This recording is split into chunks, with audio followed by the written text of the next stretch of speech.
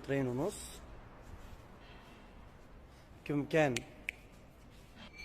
بإمكان استعماله لخبط الكارة بهالمكان هذا، وترجيعه بشكل رسمي بحال تم البشكرة على الخط البدائي للفرن. موصول عليه خط تبريد طول كمان متر ونص تقريبا، كامل المواصفات بإذن الله تعالى. وإن شاء الله مبروك